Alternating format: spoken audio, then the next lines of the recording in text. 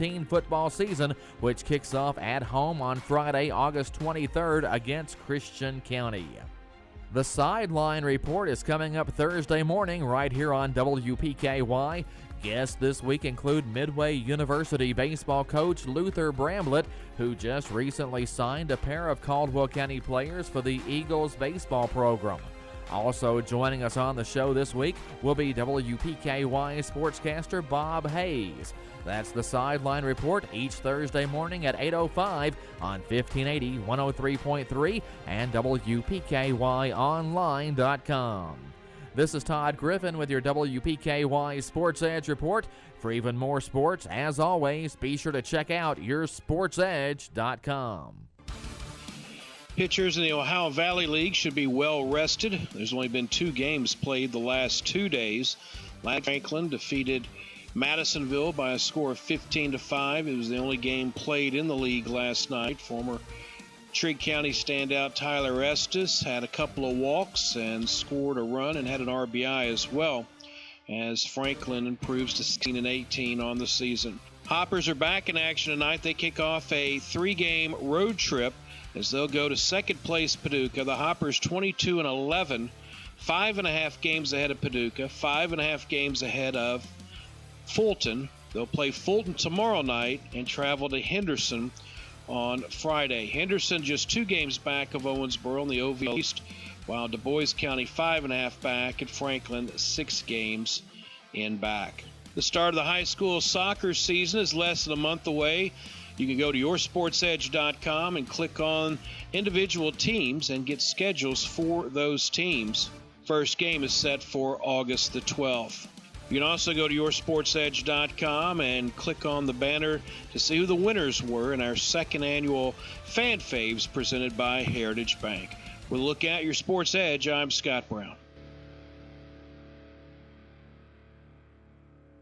The Caldwell Medical Associates Family Practice Clinic, formerly the Cash Family Practice, is extending its operating hours to better accommodate your busy schedule. They're now open from 8 a.m. till 6 p.m. Monday through Friday. If you've been putting off a doctor's visit or you're overdue for a checkup, make an appointment today by calling 270-365-1225. That's 270-365-1225. Make them your choice for better quality health care right here at home.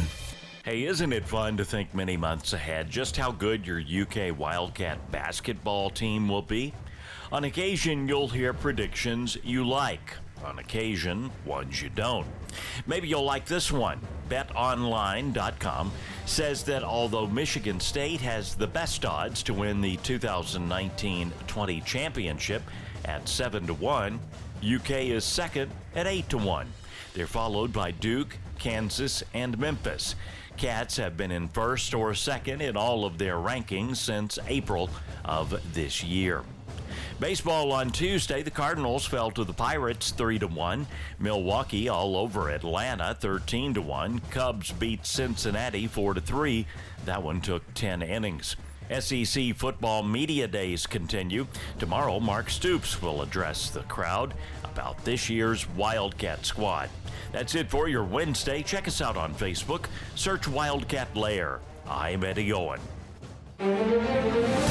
You've been listening to your WPKY News Edge. Find news 24 hours a day at WPKYonline.com. Is there a hero in your life that deserves to be honored? Nominate them to be a Hometown Hero. Hometown Heroes is brought to you by Princeton Drug and WPKY. Nominate your Hometown Hero at WPKYonline.com. Shop local, buy local, save big deals. It's here. The Loyal Listener Big Deal Store is online and waiting for you to shop and buy gift certificates to local businesses. Go to WPKYonline.com. Click on Loyal Listener Big Deals. Here you'll find dozens and dozens of gift certificates. Some you'll even be able to redeem from your smartphone. Shop and buy 24 hours a day and save a ton of money in the process. Save on oil changes, dining out, haircuts, car washes, and more. Our store never closes, but you better hurry. You never know how long each deal will last. Time to take a look at community news here on 1580 103.3 WPKY. This morning's community news is brought to you by Community Medical Clinic. Well, Highland Baptist Church Youth Challenge Mission Rally is August 3rd. They're in need of mission projects for the churches attending to complete. Complete. They're not competing in anything. In the past, they have built wheelchair ramps, did yard work, power washed houses and decks. They've painted. They also need help from the community on being their eyes and ears and letting them know who needs help. Now, anyone can submit a potential project for the youth and adult supervisor to complete. Last year, they had 19 churches in attendance, over 300 folks, and did 22 projects. That's a whole lot of projects. You can call Highland for more information, 270-963-9151, or visit the church at 318 Baker Street in Princeton. Tess, if you or someone you know is experiencing memory loss or behavioral changes, it's time to learn the facts. Join the Alzheimer's Association for their free workshop. That's coming up Tuesday, July 23rd at 10 a.m. at the PAT office, 300 Hammond Drive in Hopkinsville. Now, early detection of Alzheimer's disease gives you a chance to begin during drug therapy, enroll in clinical studies, and just have a better future. The interactive workshop features video clips with people with Alzheimer's disease.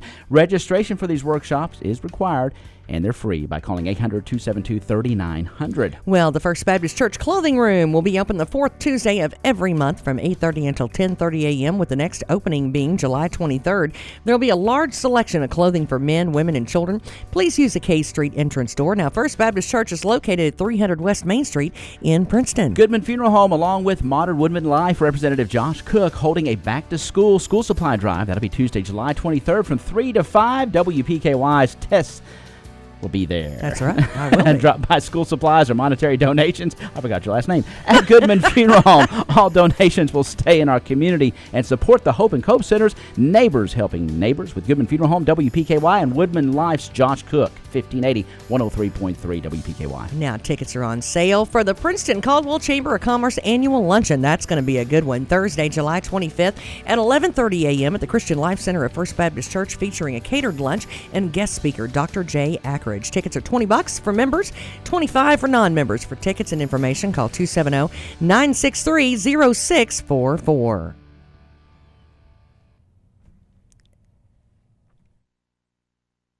All right, and that's our community calendar. Lots of good stuff on the agenda, Tess, coming up, and we've got a wonderful coffee talk on the way as well. We've got a jam-packed one, and that's the way I like it. Now, there are kids everywhere, and I like that too. We love visitors, and we have the kids participating in the Audubon to Adsmore. It is the Outdoor Dreamers Camp going on in Princeton. We're going to hear a lot more about that coming up on Coffee Talk. I'm glad that people are going to hear about Audubon too, because that's one of those parks that we don't talk a lot about, but it's close enough that, going up there is really not that much. I mean, it's maybe an hour from here, and it's a really nice, especially if the kids are into birds. Yeah, but they're also talking about the ornithologist himself, and they're learning about different folks that have contributed to the outdoors. Of course, the J.N. Darling Center at Drake University. Sam Koltinsky is very instrumental with that. There's a huge connection to Kentucky, and we're going to hear more about that and the wonderful curriculum that was put together with the Outdoor Dreamers and the Kentucky Department of Fish and Wildlife. Well, you know what I love? How about that for a segue? Mm-hmm. It's like we planned that out. How did that happen? Now, I've been calling him my fish guy. I guess he can't be maybe he can't. I do have his phone number. You never know. I guarantee you there's not a question that this gentleman has not been asked and is not more than happy to answer. It's Adam Martin. He's the Kentucky State fishery biologist. He explains where all the catfish went. That's going to happen today. That's one of the questions that we have for him. Of course, a lot of people have been wondering that. They normally get buckets and buckets, and they're coming home going, well, I got one. Yeah, I got one. Yeah, so we've got the conservation officer Daniel Richardson out there with the Kentucky Department of Fish and Wildlife, and we've got Shane Bogel, of course, with the Extension Office, our Extension program. I'll tell you now. There's another guy. If you've got a question, he's got an answer. he does. As long as you're not too picky about it. No, I'm kidding. I pick on him because I love him to death. He is so awesome. You can call him if you've got a problem on the farm, if you've got a problem or a question that you just don't know how to deal with, because that happens a lot. Maybe the soil testing. I bet there's a lot of that going on right now. Have you drove down the road and saw the tobacco on the side of the road? Yep. That's something else that there's tons and tons of steps to. Actually, There's a good segue. There's something else that's going on next week, and we've got a guest coming in that's kind of going to help us out with some of that stuff. Because some of those things, we call them antiquated and that sort of thing. You're not. That's one of those crops that you don't see a lot of equipment out there messing with. The equipment you see doing it. The left and the right, and a whole lot of blisters. A lot of hands. And some of those crops like that, and now that hemp is going to be coming into West Kentucky a lot. You're going to see a lot more of that, more and more of it. That's something else that we're going to have to learn new ways of doing things. No doubt about it. So that's all a learning curve. So we're going to talk a little bit about the old crops versus the new crops.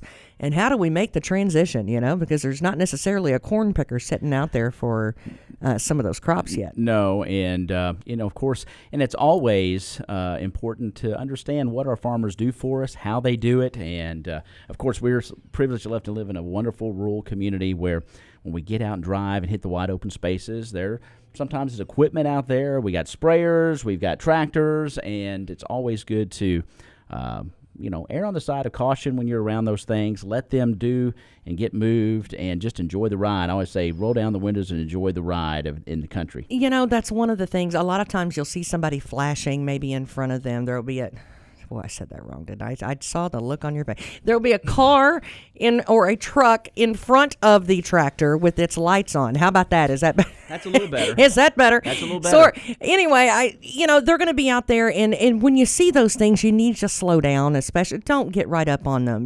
Give them some room. I know that sometimes when we want to pass, we'll get just as close to as we can to that tractor, so that we can zoom right around. You're not in that big of a hurry. Trust me. No. It can wait a couple of seconds. That's right. And, of course, there's a little bit sometimes a sense of urgency for some of these guys because of this rain, you know, and you have to get things in and out and get things moved around. So not that they are not being cautious. They are, but it's important for us to be cautious as well when we're around that equipment and sharing the road with them. So. Well, and when you're, when you're the one that's on that tractor, everybody said, well, they should hit the ditch. No. You don't understand. Sometimes that is really hard to do. And it's very hard sometimes for some of these farmers to find a place that they can turn around in, or there is a wide enough. What is that saying? Find me a 10-acre field and I'll turn this rig around. There you go. It's actually true for a lot of these farmers, bless their hearts, and they can't just go in a normal driveway or a normal little path, a walking path or something. They've got to have some room. So give them some room when you see them out and about. They're really busy right now, and of course with the hay wagons and that sort of thing, give them some room and make sure that you give them some leeway. Sit back, relax, and enjoy the wide open spaces, and tune it to 103.3 WPKY. The weather's going to be good for crank AC. It up just a little bit. Let's talk about that just a little bit because look at that. It's we've had all this rain. And it's going to clear out pretty much tomorrow, but the National Weather Service has actually issued an excessive heat warning for the next few days. That's going to be running through Thursday through Sunday. Right. And so with the humidity, the dew points, and the air temperatures in the low to mid-90s, that is going to cause heat index values to be in the triple digits. We're talking 100, and I saw the 110 out there, so we need to be careful about that. Well, that was the 106 was at least 106. That's not saying that that's going to be the cap of the heat index. Of course, it can crawl as high as it wants to. A really good example of that, you really and truly, when you know it's coming, you can just feel it. It kind of sets on top of your chest the moment. I mean, even sitting in your living room, your sinuses, I don't know if your sinuses have been doing it, right there behind my eyeballs. Sometimes it feels like they're just going to pop right out of my head. But when you're drinking coffee, take a look at the windows in your living room, I can barely see the roadway through our windows. And that's one thing, Ty and I, we're like a couple of puppy dogs. We like to watch people go by the window. We wave at them and smile at them as they go by. We enjoy that. And that's something that we can't really do much today because it's all fogged up. The windows have, got the moisture and everything, and that's due to the humidity and the rising temps. Yes, I'm going to read the official release from the National Weather Service. It says excessive heat watch remains in effect Thursday afternoon through Sunday evening. Maximum afternoon heat index values from around 105 to 110 will be possible Thursday through Sunday. Now, of course, the impacts, increased risk of heat exhaustion or heat stroke to those that are outside engaging in strenuous activities. Those without air conditioning are at risk as well. Of course, these car interiors, lethal temperatures in just a matter of minutes. So, and puppies, as a neighbor, kiddos, cats, please be careful about that. Check on them. And check on the your elderly. neighbors, yes. If you know someone that does not have a air conditioner in these type of temperatures, check on them. Let's find some place to go. I have no doubt that our community is going to kick in. There will be cooling centers and that sort of thing open just for them. You know, make sure that you know where those are and go and check on your neighbor. You know, go check on the lady that you go to church with, and, you know, make sure that you do those things, because sometimes, you know, they may be too proud to ask for help, and they may not maybe they hadn't heard the forecast. You never know. That's right. So if your kids or you are going to be out, I will tell you a little bit of a tip that I found out last year because I didn't know. You know, the little things that you put around your neck, and they said that they're supposed to cool you off. You stick them in the cooler, they work. It's like a and chamois it's thing, almost right? like a chamois. Yeah. And I thought, oh, that's a gimmick, you know. But Robin, God bless you, Robin. Her and Andy are so much smarter than I am. But they got some for their grandkids. It worked really well. So if you have to be out, that's one of those things that actually does work pretty well. So just a little tip there for you. Awesome. Yep. So we're coming up on the 8 o'clock hour. Be aware of that, and stay safe out there and cool. It's Test and Tie, 1580, 103.3 WPKY. Serving Caldwell County since 1950. We're 1580, 103.3 WPKY Princeton.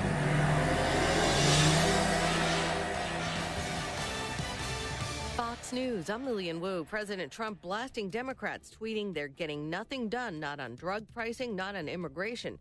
This coming the morning after the House formally condemned some of his remarks as racist. The vote to condemn President Trump's tweets about freshman congresswomen passed largely along party lines and didn't come without a raucous fight. Republican Doug Collins wanted House Speaker Nancy Pelosi's comment about racism stricken from the record. Fox's Rachel Sutherland. It's sentencing day for a notorious drug lord. Prosecutors want Joaquin El Chapo Guzman to spend his life in prison. That's the statutory minimum sentence for Guzman, who was convicted of murder, conspiracy, and drug trafficking in February. The government also wants the judge to tack on another symbolic 30 years for the use of firearms in his business. Fox's Tanya J. Powers. Guzman is 62 years old. This is Fox News. W277CK Princeton. Here's your WPKY Weather Edge Weather Center forecast. Well, I just feel like I'm the bearer of bad news today. Nobody shoot the messenger. That's all I'm saying. Your WPKY Weather Edge Weather Center forecast calling for showers and thunderstorms before 10 today. Then a slight chance of showers and thunderstorms after lunchtime. Now, during the middle of the day, if you've got something to do outside, this is your time to do it. Mostly cloudy with a high near 88. Now, tonight, 30% chance of showers and thunderstorms mainly before 9, mostly cloudy with a low around 75. Tomorrow, put the short pants on, put away the muck boots because mostly sunny, high near 92. Your heat index is going to creep up to as high as 106 and then keep on trucking. And then on Friday, sunny with a high near 92. It's already 79 with 1580, 103.3 WPKY. Your WPKY Weather Edge Weather Center forecast is brought to you by Cozy Living Interiors. Dove Award-winning Artist of the Year, 4 Grammy nominations. Recently finished touring with Mariah Carey, Lionel Richie, and Chris Tomlin. Contemporary Christian artist Torrin Wells is coming to Princeton for SummerSlam 2019. Joining the show is American Idol and Dove Award-winning artist Koltinsky and Canadian GMA Award winners The Color. Mark your calendars for July 27th for this free music festival on the Butler Lawn in downtown Princeton. And I am not alone.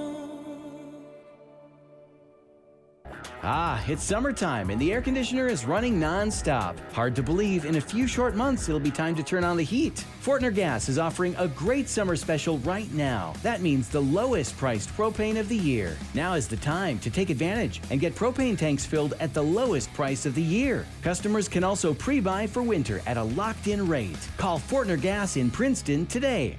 Raider Auction Company will conduct a summer farm equipment auction Friday, July 26th at 8 a.m. at 1010 Skyline Drive, Hopkinsville. Selling will be tractors, combines, corn and grain heads, hay and tilling equipment, spray equipment, and hundreds of items sale day. For more info or to consign, call Delbert Raider at 270-881-2610 or financing, call Amy Eazell at 270-604-2880. Raider Auction Company Summer Farm Equipment Auction Friday, July 26th at 8 a.m. at 1010 Skyline Drive, Hopkinsville.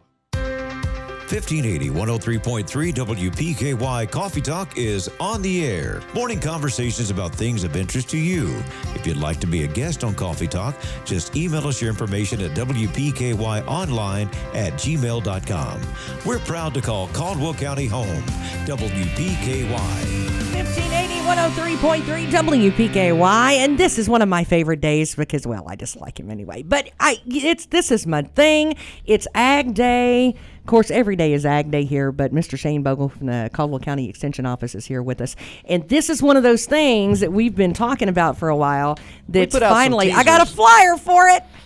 I'm excited. We put out a few teasers. Just a few. Like all the time.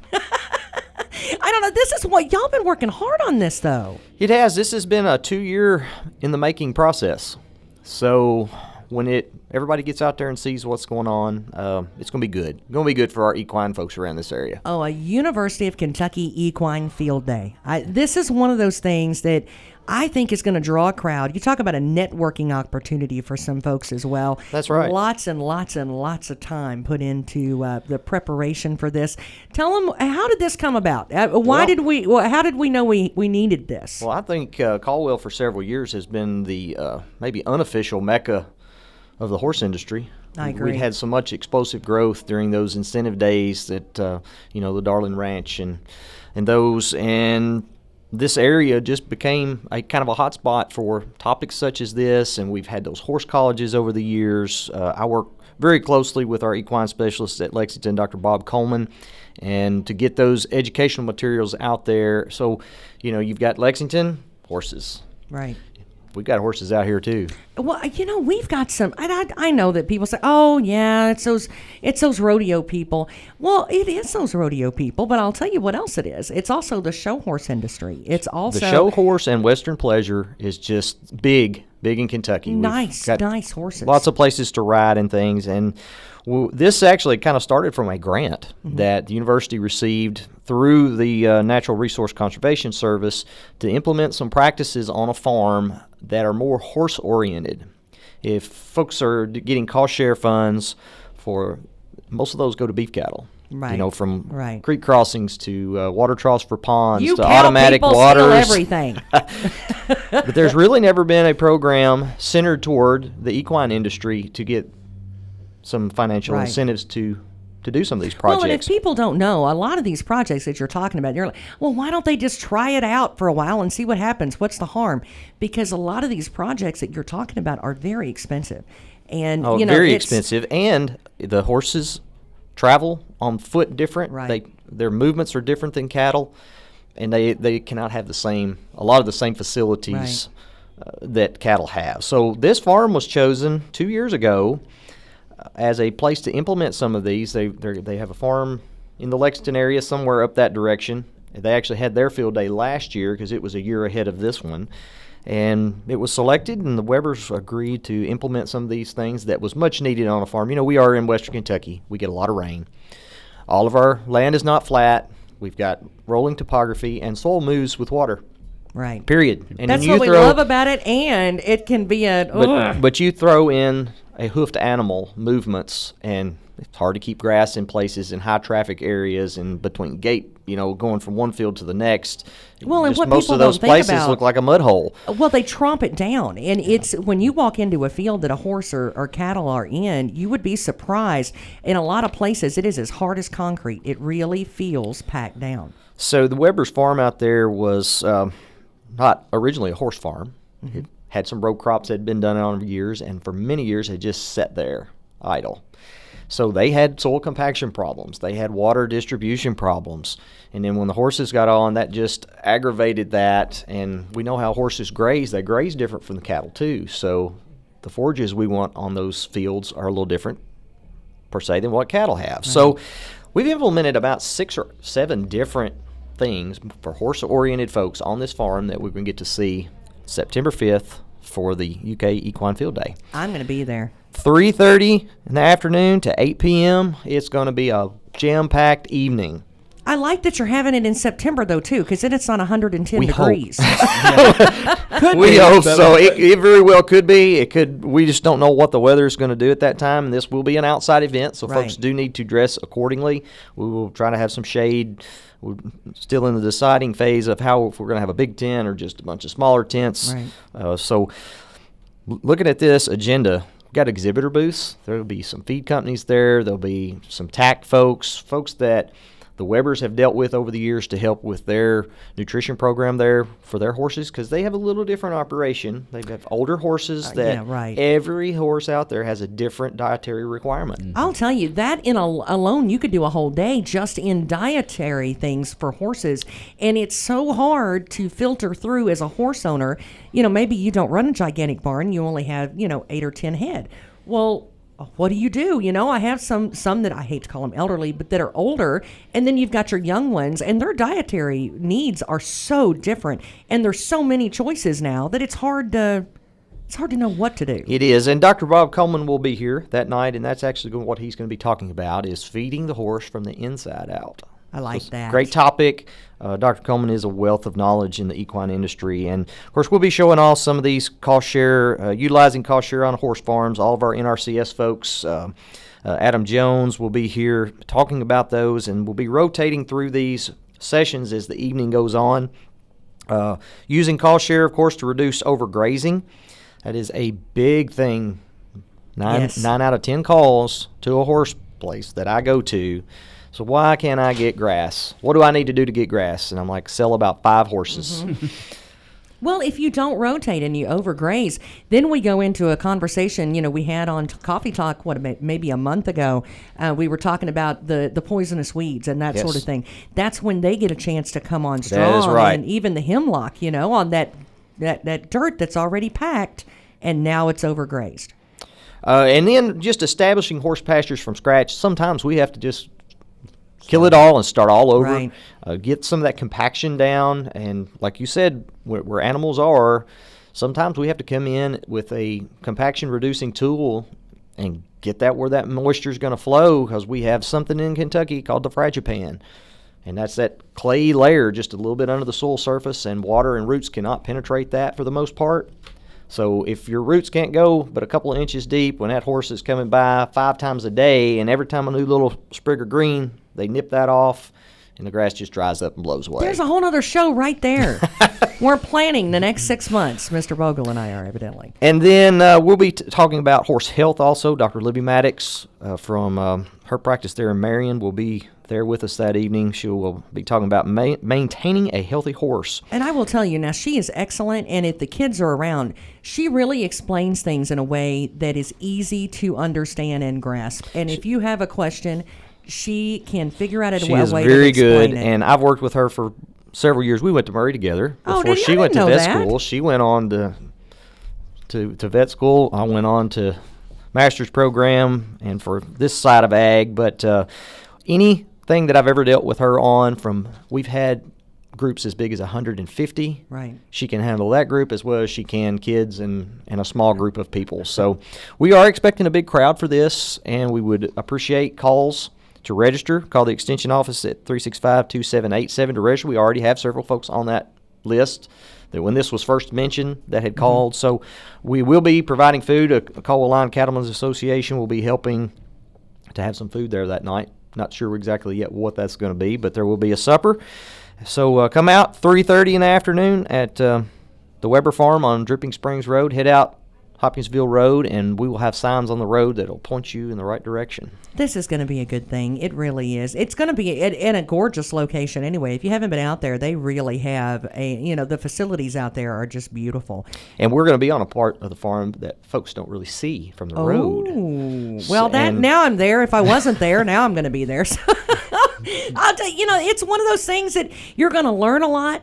But boy, are you going to enjoy it as well. And you get to catch up with people that, if you're out in the field all day long, you don't necessarily get at 5 minutes with, let alone this kind of quality time. And it's an exchange of ideas between horse people and the experts. So that's right. What's we will have forage experts, equine experts, conservation experts, and just the equine industry folks as a whole interacting with these vendors if y'all can work out a deal that, hey, I kind of like this company's feed program, maybe let's talk. They'll be there to talk. So you can make some decisions, and if you need to make changes on your place, the right people are there to help. Well, and a lot of times you hear the boy, if I only had him here to talk to him, boy, I wish they would come over so I could ask them a question. Well, here they are. That is right. So there'll be plenty of time built into this day for that kind of interaction. Yes, we've got some programs that are that we're going to walk over here. This group's going to go over here, but there's also going to be a lot of time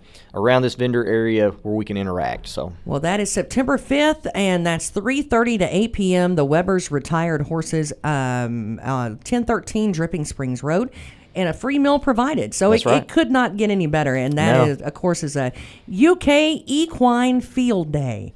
365-2787. Yes, please call and register. Now, if they want a booth, or is all of the booth space taken? Nope, we're not. There's no charge for booths. We just want folks to at least let me know so we can plan a space for those to be set up. Right. And if you do want to come up and set up, I was thinking of Sandy Bowes out there and his leather works. I could watch him all day. Yes, yeah. That's something to watch. Don't bring just pre-made things. Do think we want to watch you work. Well, thank you so Shane. much for coming out, as always. We will sure do. We'll talk about this some more as we get a little closer to time. So yes. Thank y'all for helping us promote it. Oh, that is the Equine Day. It's an exciting thing, and it's going to be really good for our community. So make sure you support that in any way that you can. It's 8:15 with Tess and Ty, and we are going to switch gears really quick, and then we're going to be back in just a few seconds. It's 1580 103.3 WPKY. Dad, what are you doing? Cramming for college. I'm the one going to college. Yeah, but we need to figure out how we're going to pay for it all. Discover Student Loans. Discover does student loans? Yeah, they're one of the top private student loan lenders in the country. It takes 15 minutes or less to apply, and there are no fees for the life of the loan. Best of all, I can earn cash rewards if I get good grades. Really? Yeah, we still have time to apply and get a great rate. So I can just chill. College kids still say that, right? No one says that, Dad. Really? Yeah. Visit discoverstudentloans.com to apply today. Limitations apply. Paint pros know what you don't paint is just as important as what you do paint. So the Home Depot has bulk pricing on a full assortment of 3M painters, tapes, and paint essentials. Everything you need, every day. Like 3M Hand Masker Film and Scotch Painter's Tape. For the cleanest results on every paint job, 3M and the Home Depot have got you covered. With bulk price savings on 3M paint essentials. Every day, only at the Home Depot. More saving, more doing. U.S. only. WPKY. Since 1978, Perry's Floors & More has been selling, installing, and servicing homeowners throughout Western Kentucky with quality flooring and workmanship. Perry's Floors & More carries luxury vinyl plank and luxury vinyl tile, carpet, window treatments, and more. Brands like Mannington, Shaw, Tarkett, Beaulieu, and Flexitech. Quality brands, excellent customer service, combined with 40 years experience is why they say you can walk on our reputation. See Bill and Lucy at Perry's Floors & More, 127 West Market Street, Princeton. Hey guys, Heidi with Capitol Cinemas, your local Princeton movie theater with your weekday lineup. In Cinema 1, Spider-Man Far From Home, Monday through Thursday at 5 and 7:40. Spider-Man moves to Cinema 2 on Thursday for the opening of The Lion King PG. Shows Thursday at 6 o'clock.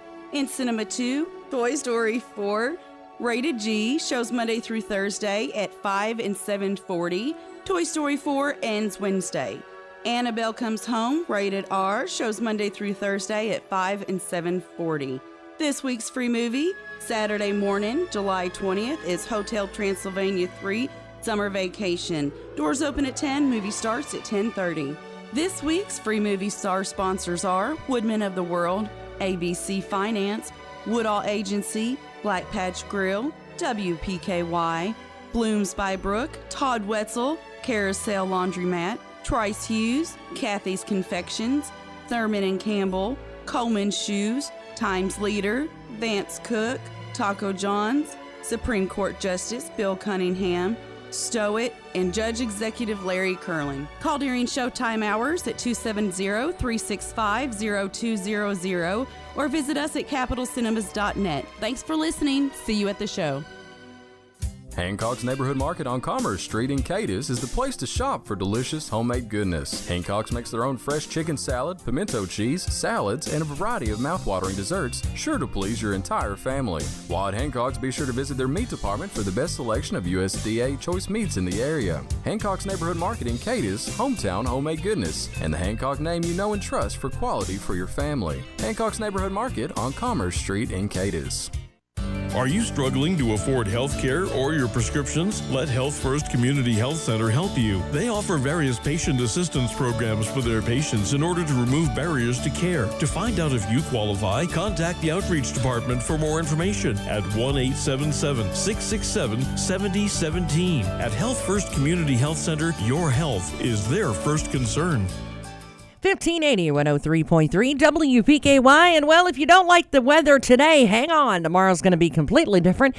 I just don't think you're going to like it any better. Well, we've got an excessive heat watch in effect, but today we don't have worries about that, at least now, and we have the pleasure of welcoming to the WPKY studios for a visit Mr. Sam Koltinsky and his Outdoor Dreamers.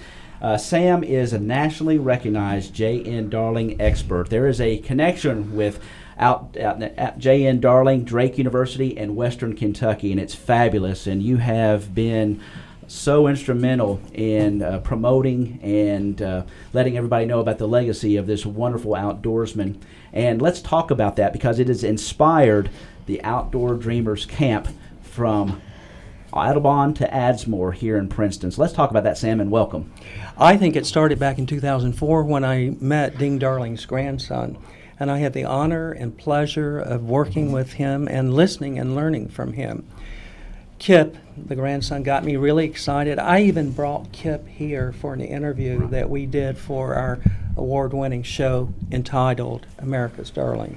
So with this legacy, the first thing that I learned was that I didn't know enough information at all. I said I would do a documentary, and boy, was I ever wet behind the ears with Ding Darling. 16,000 cartoons, 180,000 miles on my cars, traveling all over this country to learn about the National Wildlife Federation that he founded, the cooperative research unit programs he established that are now in 40 universities across the country. But also, he created the first duck stamp. And I have the etching with us today. It's the final proof. There's a camera right there. Hold that up, and just so that those that are streaming it can see that. That's beautiful. Yes. That program. Well, now explain to us what the duck. For those who don't understand, I want to make sure that everybody understands what that is. Mm-hmm. What is the duck stamp?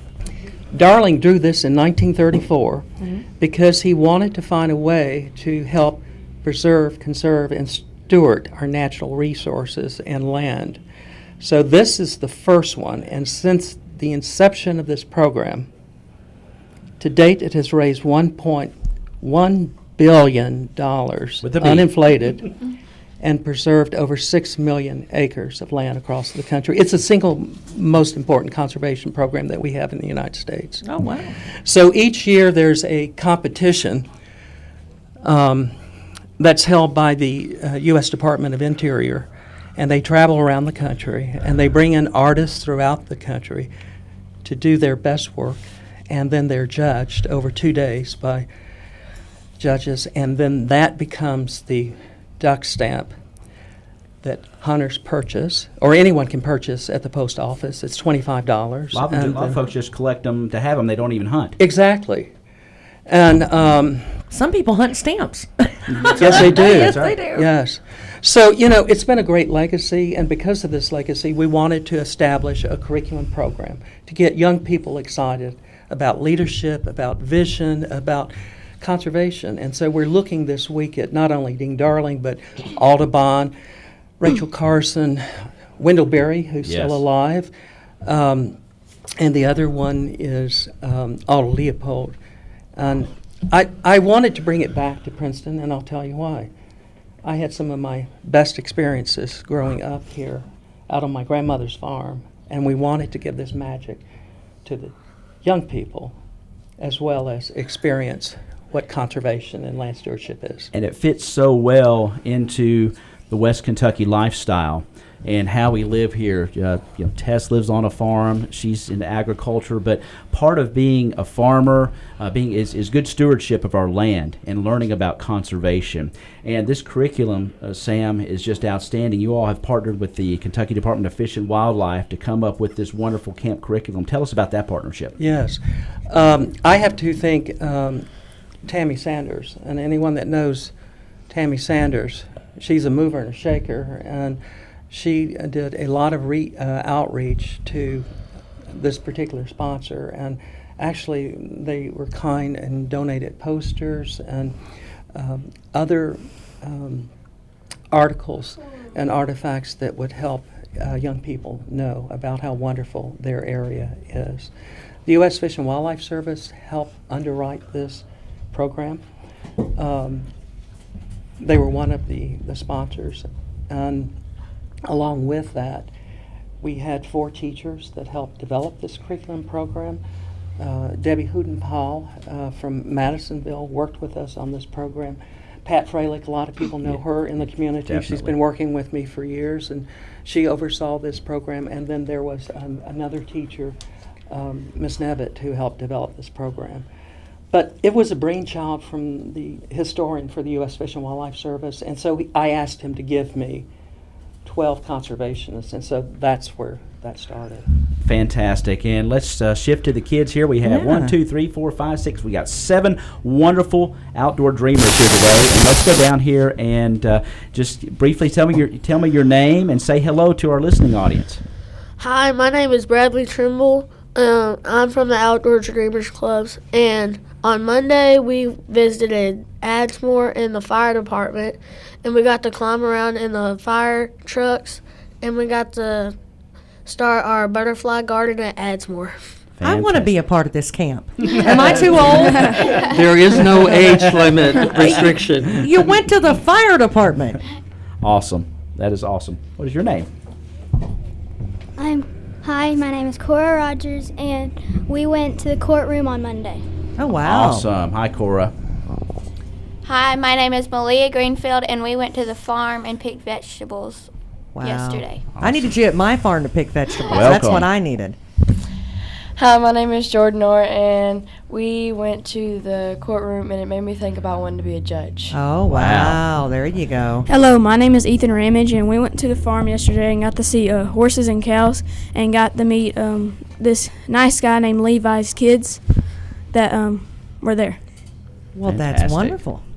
My name is Peyton Simmons, and we went to the genealogy library. Oh. And I really liked that. Wow. That was fun, I bet. My name is Grayson Harris, and Monday we went to Newsom's to try the salted ham, the country ham. Oh, now that's that. My kind of day right there. Fire trucks and country ham. Look at that. You're not even through the whole week, and you've had these wonderful experiences, a full day today. I think you always start the day with learning about a famous naturalist or an outdoors person, conservationist. You have a hands-on activity, a creative activity. What did you all do yesterday creative? What did you make, or what did you learn about that? Yesterday, we went to a farm and picked vegetables, and we were going to use those vegetables today to cook at the extension office. Boy, so you're going to cook the vegetables that you picked. That's how it worked in the old days. And I think the extension office is on your agenda today, and then you're going to Adsmore, and another agenda, I say, the butterfly garden as well. So now you're based, I think, Sam, out of Farmers Bank is your home base, and then to Adsmore, back and forth to your different locations? Yes, we have to give Jeff McDaniels a bit of credit here, because when I came back to Princeton, and it's been a while, I wanted to do something special for the community, and we talked about developing a camp, and so we meet there in the mornings for our, I don't want to say instruction, but for our gathering and message points on these conservationists. And then we have a number of sponsors that have been wonderful to help steward this. So I didn't want the camp to cost anything because it's a pilot program. Next year we hope, if it's successful, to do an open enrollment.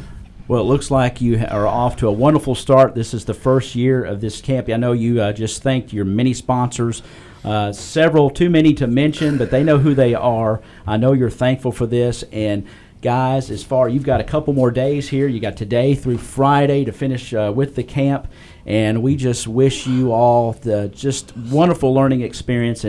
And does someone have something else to say? Well, we've got 7 kids here that could really change the face of how conservation or anything else works and looks like. So that's wonderful. We've also been learning about these awesome conservationists, about John Mueller and Wendell Berry. John Mueller, we've been learning about him and the 1,000-mile walk. Really? And him moving to Wisconsin. Well, that is fantastic. And about Wendell Berry, he was a very good poet, and he moved to New York and taught there for a while. Wow. I bet this week has been really interesting for all of you. I really do think so. What's the favorite thing you did all week long? Well, I like the butterfly garden, and I really like going to the genealogy library because I thought that was really interesting. I bet that would be fun. It's kind of like history, right? Yes, ma'am. That's a lot like history. Mm-hmm. Well, thank you so much for coming in. We sure do appreciate all that you do, and good luck with everything, and have fun for the rest of the week, okay? Thank you. Because conservation is fun, too. Thank you. It's not just work. It's fun. And, Sam, thank you for bringing this camp and all of your sponsors and all of your helpers, this wonderful opportunity for our young people to learn and experience wonderful things about the outdoors, and, of course, your work with the J.N. Darling Center up at Drake University. You've had a long-time relationship with that, and if you don't know who J.N. Darling is, I urge you to go to the website, Google him, and find out, because an important pioneer, conservationist, and artist, of course. And I know this has provided a lot of inspiration for this program, so thank you so much. 16,000 cartoons the man did. Wow, that's impressive. You all have a great rest of the week and a great camp, and go have fun and learn. Thank you all for being here. It's 8:30, 1580. Tess and Ty, 15. Where am I at? 1580, 103.3. I did so good. I held it together for like 3 hours. 1580, 103.3 WPKY. Well, Ty, it's because I'm so excited is what it is. Woo, boy. I am. Guess what's coming up next? We're going to learn about catfish and all things with the Kentucky State Fisheries Department. So hang with us. It's Tess and Ty, 1580, 103.3 WPKY. Dad, what are you doing? Cramming for college. I'm the one going to college. Yeah, but we need to figure out how we're going to pay for it all. Discover Student Loans. Discover does student loans? Yeah, they're one of the top private student loan lenders in the country. It takes 15 minutes or less to apply, and there are no fees for the life of the loan. Best of all, I can earn cash rewards if I get good grades. Really? Yeah, we still have time to apply and get a great rate. So I can just chill. College kids still say that, right? No one says that, Dad. Really? Yeah. Visit discoverstudentloans.com to apply today. Limitations apply. Paint pros know what you don't paint is just as important as what you do paint. So the Home Depot has bulk pricing on a full assortment of 3M painters, tapes, and paint essentials. Everything you need, every day. Like 3M Hand Masker Film and Scotch Painter's Tape. For the cleanest results on every paint job, 3M and the Home Depot have got you covered.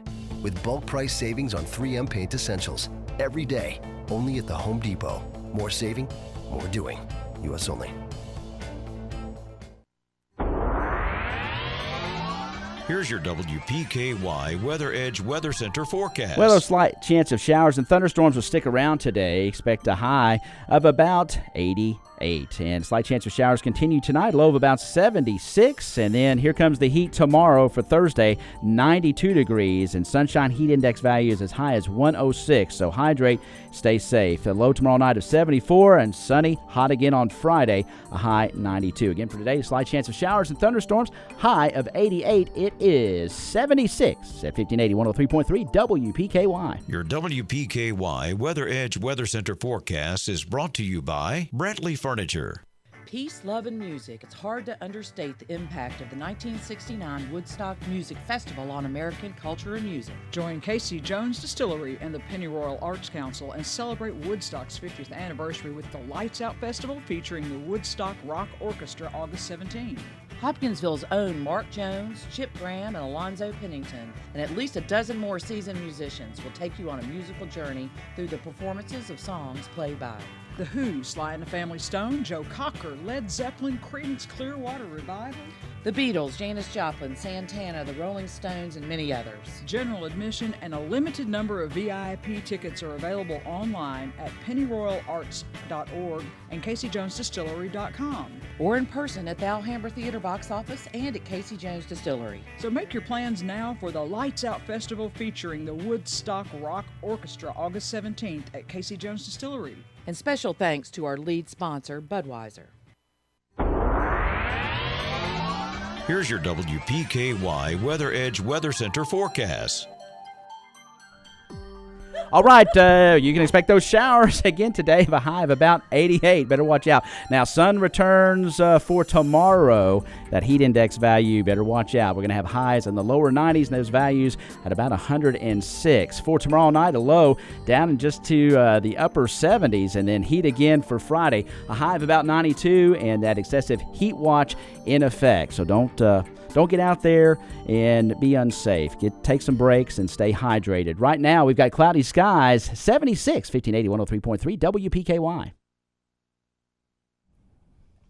Your WPKY Weather Edge Weather Center forecast is brought to you by Big John's Barbecue. For a delicious meal, try Kay's Kitchen in Princeton. They have great home cooking, just like Mom and Grandma used to do. Enjoy cooked-to-order breakfast every day, all day. Daily lunch specials include favorites like open-faced roast beef, grilled chicken tenderloins, country fried steak, smoked pork chops, and catfish and shrimp on Fridays. All your favorite veggies, too. And don't forget Kay's homemade desserts. Open Monday through Thursday, 5 to 2, Friday, 5 a.m. to 8 p.m., and Saturday, 5:30 to 11. Kay's Kitchen, 501 North Jefferson Street, Princeton, 1 block from the courthouse. 1580 103.3 WPKY, and this is what I've been looking forward to for probably, a month now? I think. I've been talking, I've been telling everybody about it. And you have been. I have. I thought you were going to climb the tower, get up on the roof, and go, the Fish and Wildlife guys are here. Well, I thought about it. I really did. I would have if I thought that was an option. I was really thinking you were going to do it. Well, we've got a couple of now see, this is where I think the celebrity status kind of kicks in.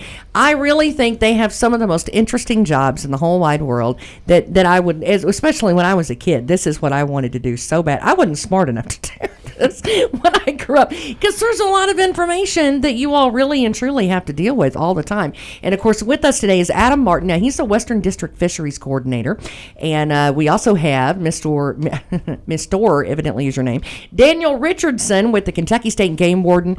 And we appreciate you guys coming in today. We really do. Thank you for having us. Welcome. Happy to be here.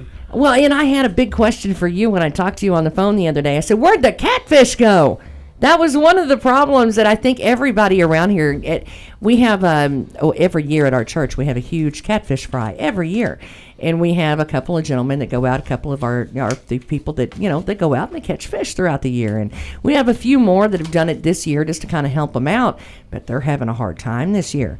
And they're not the only ones that I've heard that are having a hard time this year. I've heard that, everybody says, well, normally, I can pull in, all kinds of them. I'm catching them left and right. And this year, that's not so much. It's been a whole lot harder. Is there a reason for that? It's been kind of a weird year as far as the climate and the rainfall patterns we've had. So that's definitely affected the catfishing and where they're located in the lakes.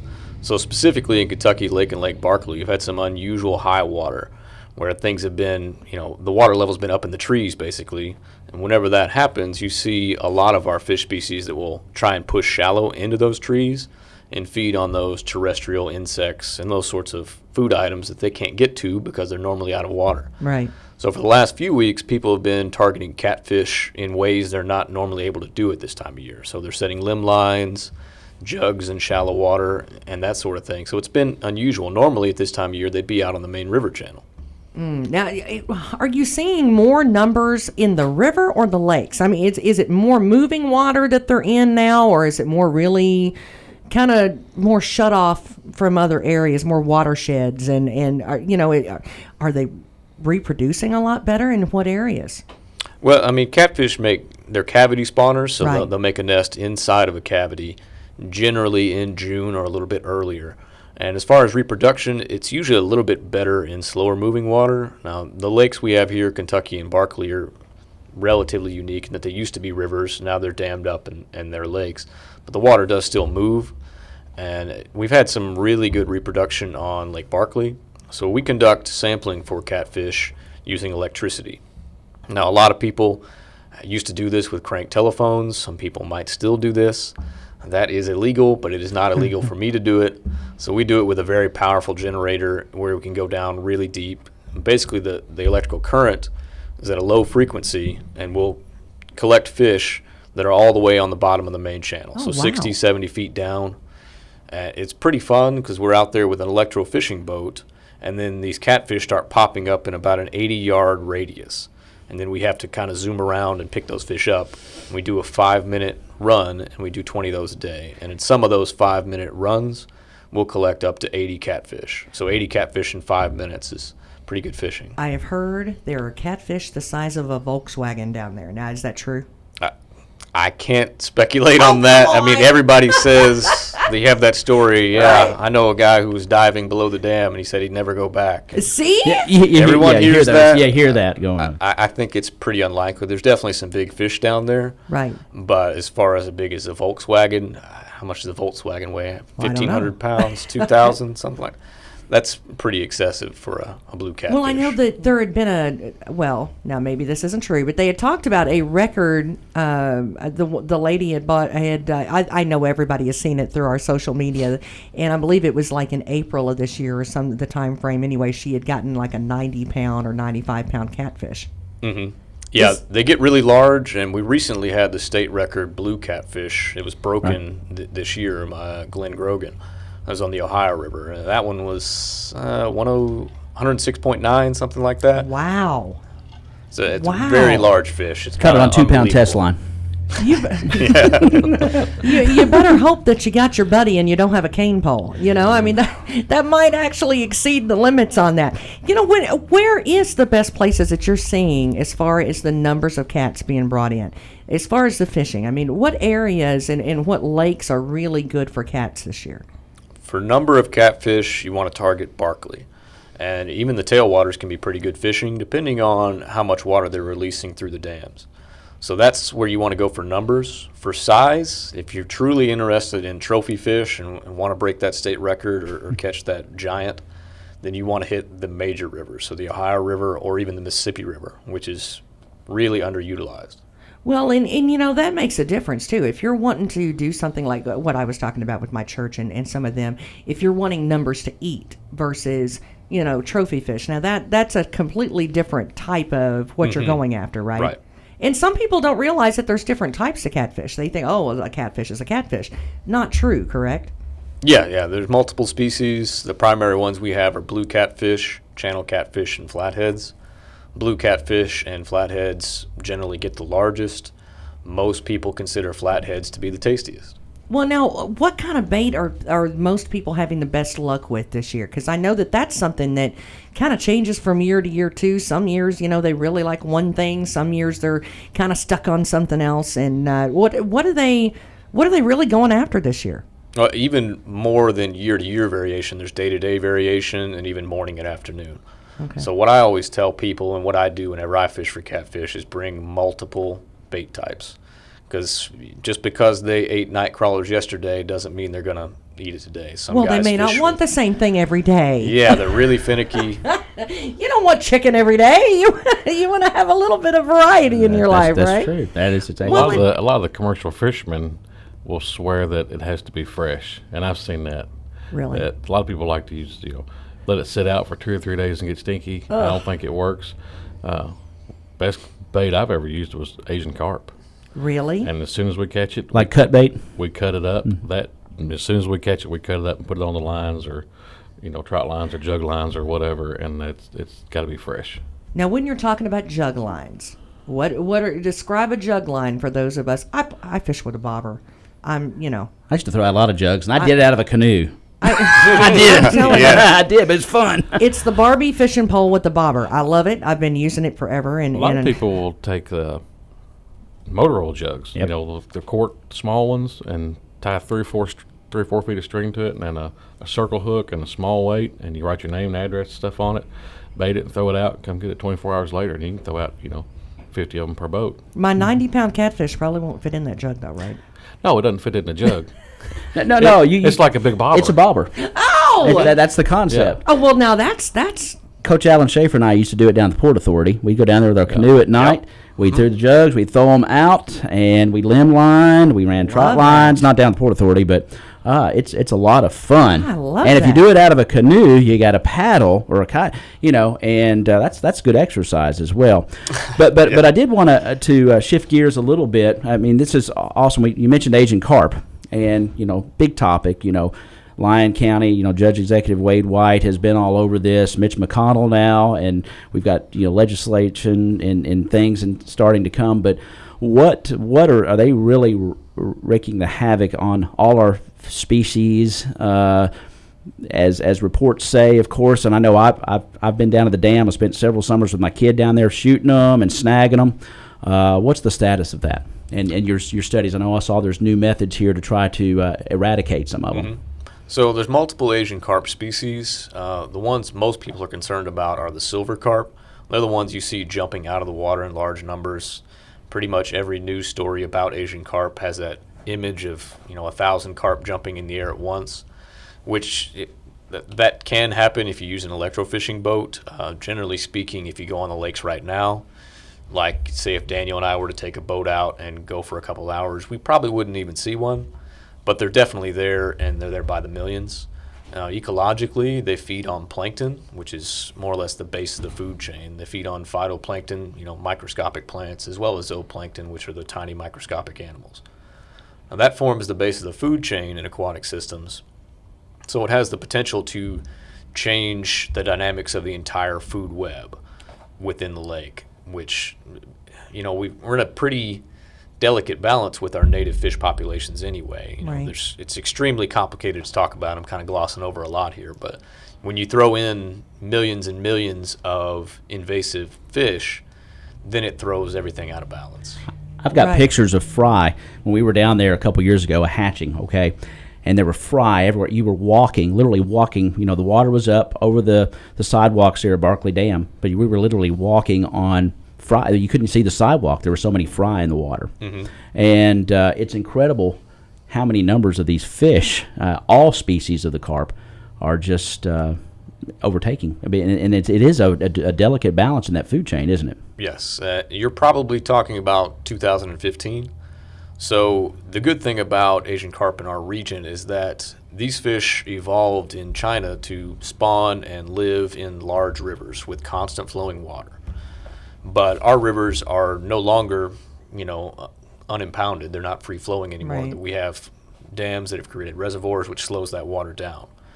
And in order for them to spawn successfully, they need continuous flowing water for a reach of about 60 miles. Some of the latest studies say about 15 miles.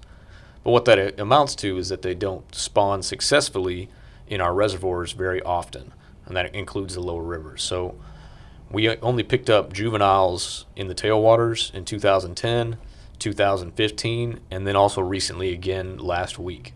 Now, do you all do that with the seine method where you go into maybe the shallow areas and with the net and take a sampling of those? Or how do you come up with those numbers? So there's multiple sampling types, and generally our primary form of collection is with electricity, so electrofishing, but we also throw cast nets, dip nets, gill netting, all sorts of different net styles. And during those years, whenever we did observe juveniles, then we basically pick those fish up in every type of sampling we do. And we can't say for certain that they didn't spawn successfully in the other years, but none of those fish were collected. So, well, no, we kind of focused a little on catfish, and you and I had talked about that was very popular amongst our area, and that's something that even in the watersheds. I mean, we have catfish at my pond, there at our house, and I have trouble with eagles right now. I mean, that's something that they're stealing my cats left and right out of my pond, and I mean, is the bass? Is that something that's being affected? Are the other species that we like to catch, especially when the kids go down to the lake, they like the shell crackers and they like the bluegill because they will nip on those lines so easy and, it gets them all excited. Are the other species having just as much trouble as the catfish are with these things? With which things? With Eagles the flooding and that sort of thing. When we were talking about the trees earlier and the flooding, is that something that all species are having problems with, or just the cats? Well, it definitely affects the patterns for fishing of all the species, because they're all going to try and move shallow to take advantage of those newly flooded resources. Now we're back down to summer pool or below summer pool, so things are going to return to some degree of normalcy. I would expect fishing to be pretty good. When you're talking about the bass fishing, and we've had some poor spawns within the last 10 years or so.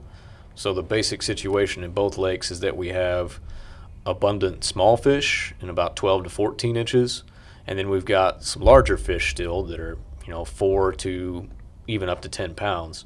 But we don't have very many in that intermediate size range, those 2 and 3 pounders, which are traditionally the most common. Okay, well, and Ty had mentioned it a minute ago about, I've never done it, and I've always been interested in it, and I know Ty has done it with I look at the look on his face now, with fishing with a bow and arrow. Mm-hmm. That to me is so, I've never seen it, but I know that that's becoming more and more popular. Are the laws the same? What kind do you have to have a different fishing license? What goes along with that? It's the same license, and now they actually changed it where you can sell the Asian carp that you shoot with a bow and arrow. You can sell those on the market. And anybody can? You don't have to have as long as you got a regular fishing license.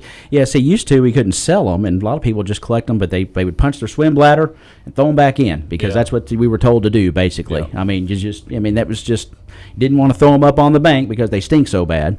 Right. But you would shoot them, punch their swim bladder, if you snagged them the same way, of course. You couldn't snag at Barkley, just snag at Kentucky Lake. Yeah. So what's the limit on a carp? If you're out? No limit. There isn't a limit. That's good. You can't out snag them or out shoot them. Officer Richardson here, and I'm gonna turn the tide just a little bit because that's the way my mind works. But I don't know if you've noticed it, Tess, but when you're driving down the road, you see these little things. I'm a native Floridian, okay, and we see these little invasive creatures that have come up to our area. You see them on the side of the road, and I'm talking about the armadillo. Right. And have you seen the armadillos on the side of the road? I have, and I know how they got here, but I want him to tell us because I guarantee he's got good stories. So that's kind of, I shifted gears a little bit, but I really want to talk about, because a lot of people say, what is that thing? Or if they have, but let's talk a little about the invasiveness of the armadillo and how it got here, and you're going to probably see more and more of them, and what the Fish and Wildlife Department I've heard all sorts of theories on how they came over. I've heard they rode over here on trucks. I've heard they come across on barges. I had a bow fisherman call me years ago, and it's like 2 o'clock in the morning, and he said, "Is it legal to shoot an armadillo swimming across the Cumberland River with a bow and arrow?" And I was like, "You're getting ready to do it, aren't you?" He's like, "Yeah, I'm thinking about it." He's like, "It's right in the middle of the river." And the thing was swimming. I've never seen one swim. You're gonna think about it. I would think about it. Wouldn't you think about it? Yeah. At least he's honest with you, right? They've got some pretty good armor, though. I don't know if I'm surely a compound bow could probably penetrate it. Yeah. But that's got to be one of those things where you take a picture, because if there's not proof, it didn't happen. Right. Yeah. But, when things like that are out, do you want them to call them in and say, "You're not going to believe what I'm seeing right now"? Do you need to get them a GPS location? Or No, we're not sampling them anymore. And, they're pretty common now. I know years ago the road department, I talked to one of the road department guys, and he said that they counted 13 during their first mowing season. Really? That in Lyon County, yeah. See, I've probably seen 13 in a weekend at LBL. They're big time in LBL, but every once in a while you see them, but they're pretty hardy, and I know they're probably here to stay. And I've got one more mysterious creature kind of thing, but we hear the stories about the black cats. Right. And every once in a while you see a picture from out in the county, and someone has, this is a black cat that we saw. And I saw a pretty good one the other day. And then, of course, the black bear as well. I think there was one in Muhlenberg County a while back. But one in Clarksville not too long ago. Yeah, not in Clarksville. Yeah. So can you tell us about some of these species that we potentially can see coming into our area? We get a lot of weird sightings. They were even having I think it was last year they were having a Sasquatch festival. Well, I was going to ask you about the Sasquatch sighting. I think it got canceled because of the rain. Okay. But I'm not gonna lie, I wanted to go on it just to see. Yeah, I was going to go over there. I was going to go over there and work. See, just admit it. I've been a Bigfoot guy for a long time, so I keep waiting. I mean, that's right up my alley. I know we probably maybe had a few. Do you get a few Sasquatch sightings every now and then? I've only had one in my career. Okay. Really? Yeah.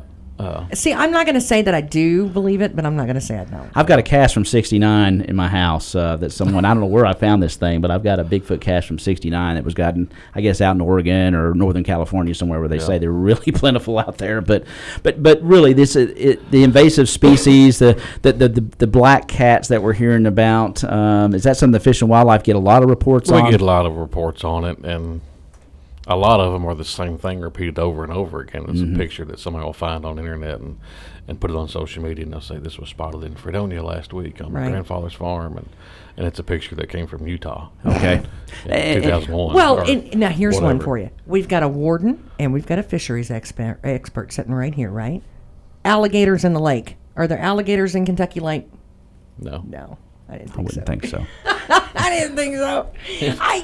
If there is, it's somebody's released it as a pet because it was cute when it was. Or they've had an old caiman Right. or something. It wouldn't probably make it through the winter. No. Yeah. Well, they had one at Ballard County at the refuge last year. I remember that report. And I don't think they ever caught it. I'm sure it probably never made it through the winter either. It probably didn't survive the winter. With 90-pound catfish, I'd be scared to death. Are you kidding me?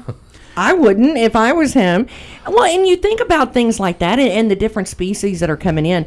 We actually had a pond specialist in the other day, and he was talking a lot about the algae and that sort of thing. Now, is the algae blooms and things like, does that have anything to do with some of these species, coming and going or more or less, or, whether they reproduce or not? Is that as much of an issue at the lake as it is like your home pond?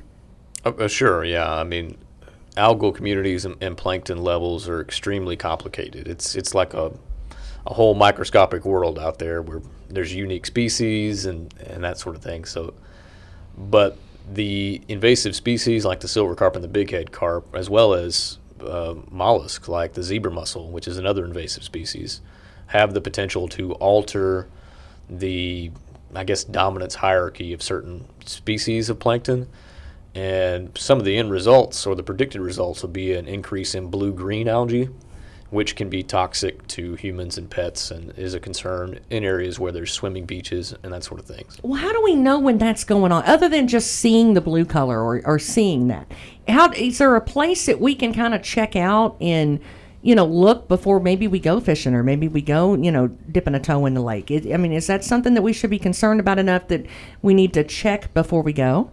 Well, any of the areas around here that have, designated swimming areas are doing routine testing to test for those levels of harmful algal blooms or HABs testing. Murray State University actually has a very large research station on Kentucky Lake called Hancock Biological Station. They've recently gotten a lot of grant funding in order to study what causes blue-green algae blooms in reservoirs. They've actually been having trouble finding those blooms. That's kind of the holdup in the research right now, is that they haven't found very many. Well, now I've heard that the mussels we're really afraid of their numbers based on the black carp that seem to be kind of making their way here.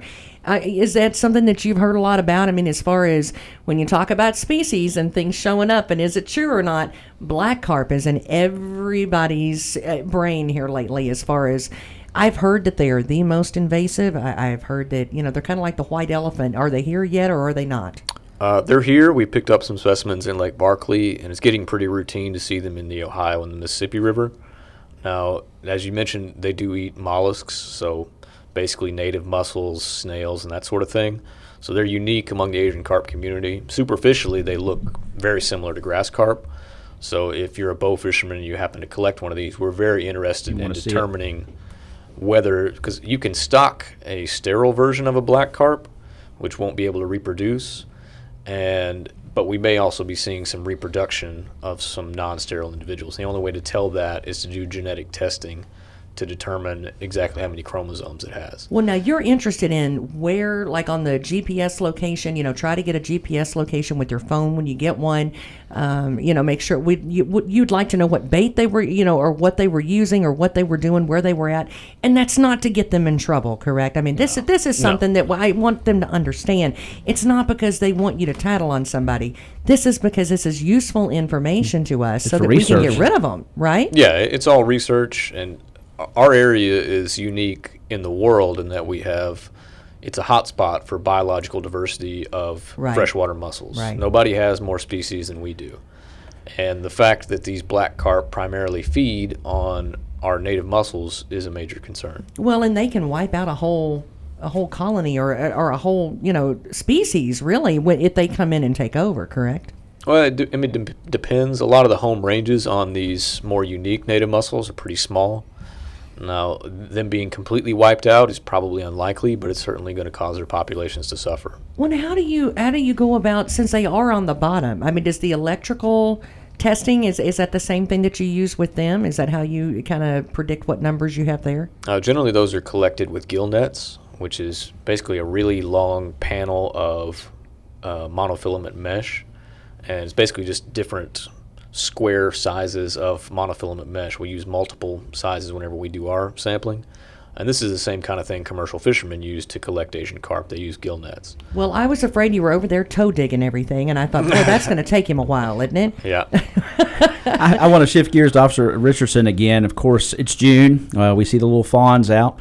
And it won't be too long that we're going to be thinking about bow hunting, our white-tailed deer, and, of course, our regular gun season in November. So what's the deer herd numbers looking like? Do you see any changes in our zoning system or anything like that? Pretty much business as usual? Pretty much business as usual. No changes in the zoning.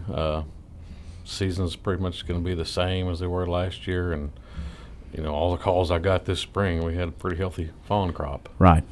So there's not going to be any shortage of deer again this year. Seen a bunch of them out there. Here's something that I would like to, since we're going to talk about deer for a second, I think it's important to tell them, if you see a fawn laying there, leave it there, because the odds of the mama just went off to get some food, she'll be back, she stashed him for a minute, she'll be back. Right. Not necessarily is mama gone and not coming back, correct? Correct. Yeah, a lot of times they'll leave them for, almost all day long. Mother's just like, my mom, she wants a break too. And everybody thinks, well, if you touch them and they smell, they get the human scent on, they won't bother, they won't come back. They will. They try to keep the scent away from them so the predators don't smell them. Right. But the odds of, if you're out hiking, and I've done it before, you're out hiking or maybe you're out fishing and that sort of thing, and the kids say, "Oh, Mom, Dad, there's a deer, I want to take it home." And that sound, at first you might think you're doing the deer a favor, but really you're not. No. That poor mama's going to come back and say, "Who's got my kid?" Yeah. They're usually within at least hearing distance. They'll leave it alone, but they don't go that far. Okay. So they're pretty close. They'll come back. Anything that we need to be on the lookout for with them this year? Are they having trouble? Disease-wise, we've got reports of CWD in some of the surrounding states, chronic wasting disease. So there is some different laws that have been in effect for a while. If you're from another state that has that disease, you can't bring any brain matter, spinal column, anything like that through Kentucky. What do they look at? It's a blood barrier. It's a blood barrier kind of thing, isn't it? You can't tell physically. There's no physical characteristics. You look at that deer and they have to test it when it's dead. So it's not like mange. You can't look at them and say, "Well, that one's got a problem." No. Okay. It's a blood barrier kind of thing, isn't it? Right. Coming through the blood and going through that way. Yeah. But well, I'll tell you, with the deer, we're going to have him come back here in not too long from now, because deer season is right around the corner. Yeah. And so we're going to really dive into that, because we have a lot of out-of-state hunters that come in and that sort of thing. And, of course, we had talked about the and before he leaves, Sheriff Stan Hudson had said something about that you are the person that we should be asking about this as well. Had been talking about, of course, the concealment laws, about the concealed carry has changed, over the course of all of this time. And, of course, the bill has changed recently in the state of Kentucky. How do we carry those weapons in our vehicle? What is the legal way if we're going to go hunting? Most of us don't just walk out into our backyard. If we're coming to LBL, if we're going somewhere, we're on the road with these weapons. How do we, properly travel with our rifles and our shotguns? Well, before any law comes into play in this situation, safety is what I'm thinking of. Right. Don't load them. right. I mean, if you're carrying, a sidearm for your personal protection, of course you want it loaded and accessible, where you can get to it. But if you're going deer hunting, rabbit hunting, duck hunting, whatever, make sure it's unloaded, put it in the case, leave the bolt open, the action open, close the case, put it in the trunk, or bed of the truck or somewhere. And read up on your laws as well. Right. And if you're going hunting and during the season, good luck to you, but make sure that you bring the book, know the law, know how many you're supposed to bring home and harvest and that sort of thing, right? Yeah. And then how do they get a hold of you if they have a question or if they're on the trail and they, maybe they get a hole in their boat? I mean, that would be my luck. All of our cell phone numbers, you get on the website and you look under county and it'll should bring up a cell phone number for each officer in each county. Or you can call the 800 number to our Frankfort office, or if it's an emergency, the 1-800-25-ALERT. And the Kentucky Department of Fish and Wildlife has a great website. I get on there and get my licenses, check my deer in, and all that stuff. So if you have not utilized that, enter your information in there, and then pretty much it's a one-stop shop for licenses, for information, and it's KDF. And even on Facebook, you guys have some interesting things that you post on there, too. It's not just all, boring stuff or stats or anything like that. You guys really post a lot of fun things on there that are interesting that I've enjoyed. And you do too, as well, though, with the Fisheries Department. That's where I got to see some of those pictures of those huge catfish and things like that. So give them your website as well. So basically, we have a local Facebook page that's just managed by the local fisheries biologist. It's called Western Kentucky Fisheries. And we try and post information on there whenever we have time to keep people informed of all the issues going on with the lakes. It's a great place to stay informed on the Asian carp issue, as well as our native fish populations. Now, obviously, we have statewide social media sites, and those are great to follow. Brian Clark, our manager there, does a great job of putting the information out. And then our main website is fw.ky.gov. So it's pretty easy to find. Just search Kentucky Fish and Wildlife, and there's a lot of information on that website. Sometimes it's a little tough to navigate. There's a search bar in the right upper corner. You can find information on almost any topic related to fish and wildlife. Well, thank you so much to both of you for being here, and I guarantee before they leave, I'm not going to let them go without getting their information and begging them to come back and see us. Stetson and Ty on Coffee Talk, and again, we want to thank them so much for being here, and everybody that was here today. But Daniel Richardson, of course, he's a game warden through Kentucky State, and Adam Martin, the Western District Fisheries Coordinator, and we sure do appreciate it, because that was a ton of information, and we really do appreciate it. Thank you, gentlemen. Yeah. Anybody asking you questions this early in the morning, hey, you're a good sport. It's Tess and Ty in 1580 103.3 WPKY. Stick around. Your full forecast is still to come, along with your news and sports updates. It is 9:05, 1580 103.3 WPKY. Serving Caldwell County since 1950.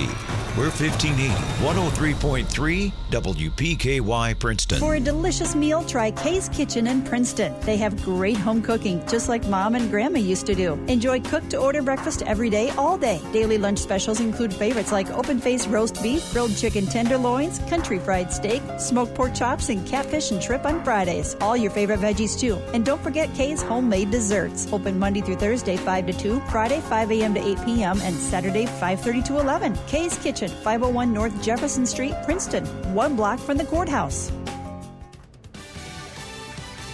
Fox News, I'm Lillian Wu. President Trump's son Eric defending his dad after a formal condemnation. We are blessed to live in this country, and if you're not happy about it, I like his message. Leave. Speaking on Fox and Friends the morning after the House found the president's tweets were racist when he told 4 minority congresswomen, all U.S. citizens, to go back to their countries, the vote largely along party lines.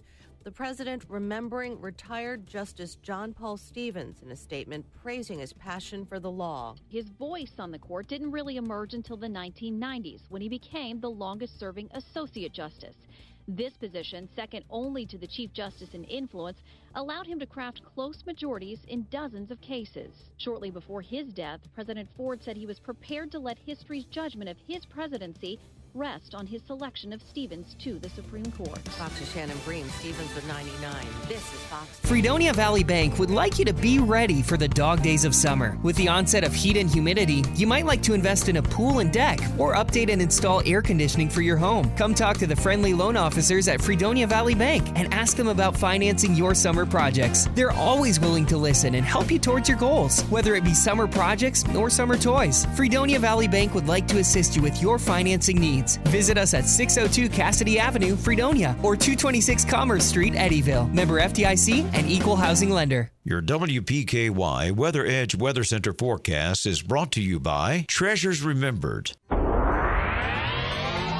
Here's your WPKY Weather Edge Weather Center forecast. Well, your WPKY Weather Edge Weather Center forecast calling for showers and thunderstorms today. Now, that's before 10, and then around lunchtime, it's going to kind of chill out for a little bit until later on this afternoon, and that's when your showers and thunderstorms are going to return, high around 88. That chance of rain and thunderstorms is going to last throughout the night till about 10 o'clock tonight. Then overnight, cloudy with a low around 75. Tomorrow, that sunshine is going to return. However, careful what you wish for. It's going to be a high near 92 with heat index values as high as 106. On Friday, sunny, high near 92. It is 79 with Tess and Ty, 1580, 103.3 WPKY. Your WPKY Weather Edge Weather Center forecast is brought to you by Treasures Remembered. The decision to put hardwoods on your floor actually isn't all that hard, because the Home Depot has Bruce Plano Marsh Oak solid hardwood flooring at a new low price of just $289 a square foot. It was $379. Your floors will give you the great look you want now and a boosted resale value